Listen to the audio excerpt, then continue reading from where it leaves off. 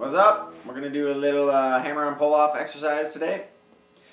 We're going to go to the 7th fret, 8th fret, 10th fret of the E and the B strings. So we're going to go...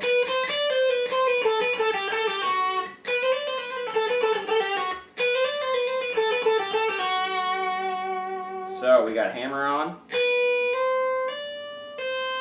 and then pull off. So it's 7th fret picked, hammer to 8th, hammer 10, pull off,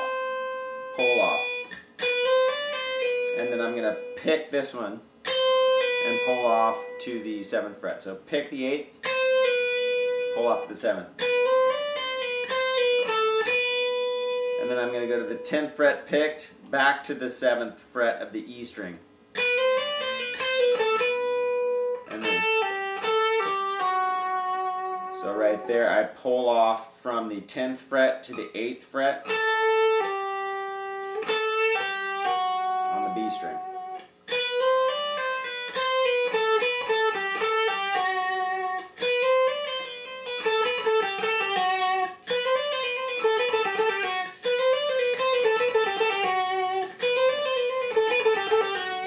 And then so what you can do is you can just you know, keep going up the scale or whatever, go down the scale. Oops.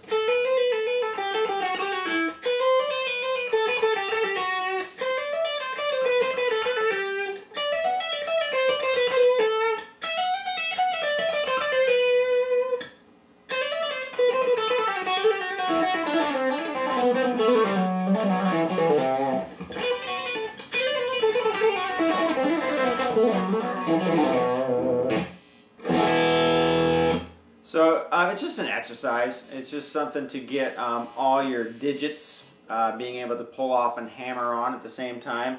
Practice it clean. I know that's pretty distorted, but if you can, here, I'll roll my volume down.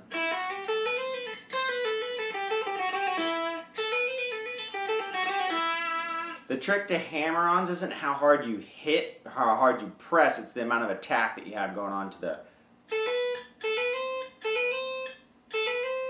onto the actual note itself. Don't press too hard. Kind of try to really, one thing when I taught guitar a long time ago, I would tell students is just to get a feel of how hard you really need to press on the neck to get a note to fret. So what I would do is I would tell the student, touch the string as lightly as you can, and then keep picking it, and then keep applying pressure as little at a time as you can until you get that note to fret.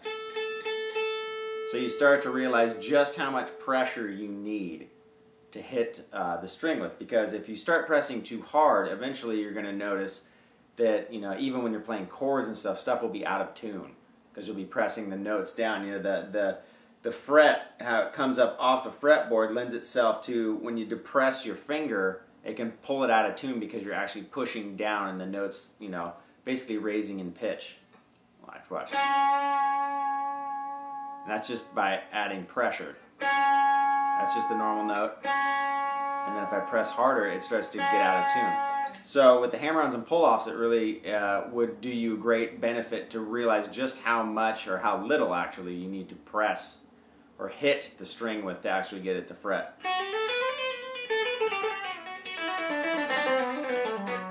You know, you can start building up the legato like the Joe Satriani's or Steve Vai's or whoever that can, you know, hit a bazillion notes and you only see their picking hand move like, you know, one stroke and they hit like 40 notes. So when you just start getting that down,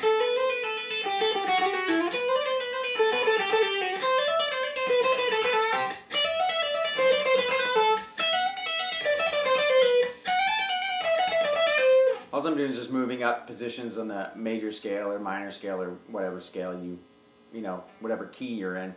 And I'm just doing it so I can get all my fingers in there. Like for instance, this position does the 1st, 3rd, and 4th. The next one will do the 1st, 2nd, and 4th fingers. And then the next one will be 1st, 2nd, 4 again, but different intervals of notes. And then when you get up to here, you kind of get everything. You use all fingers in different interval shapes. So you got this pattern.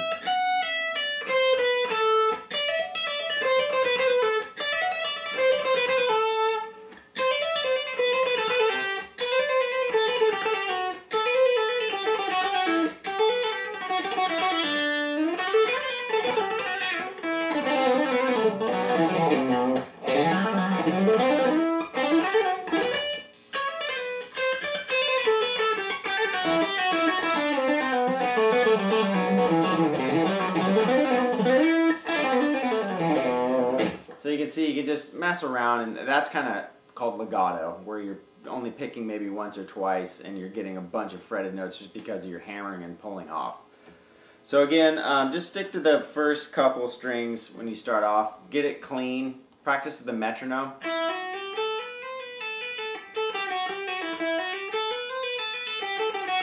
That's another pattern that I do, just to practice sometimes.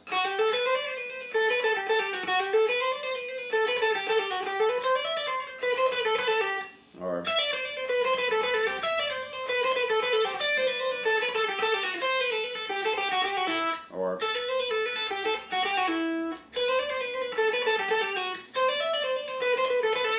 I just try to think of all sorts of different ways to bend and twist my fingers to get them used to being able to just use each finger as efficiently as the other. So not one, you know, so you see a lot of guys and they'll do all their riffs with just like the first, second, and third finger. And that's great. I mean, it works great for some guys, like Nuno Betancourt of Extreme just burns and he only uses these 3 fingers. So I mean, it's not a total rule of thumb like you've got to use all your fingers, but it helps just to get those fingers moving. And when you start to do different chords and playing songs with more complex chords, it's really good to have that dexterity in your fingers. So anyways, just a little tip, something to keep in mind, have fun to do. You know, it's kind of fun to turn it up and on a gig and just, you know, wank doing a bunch of pull-offs. It sounds really impressive, and it's really not that hard, so it's a good way to amuse your friends. All right, have a good one. See you next time.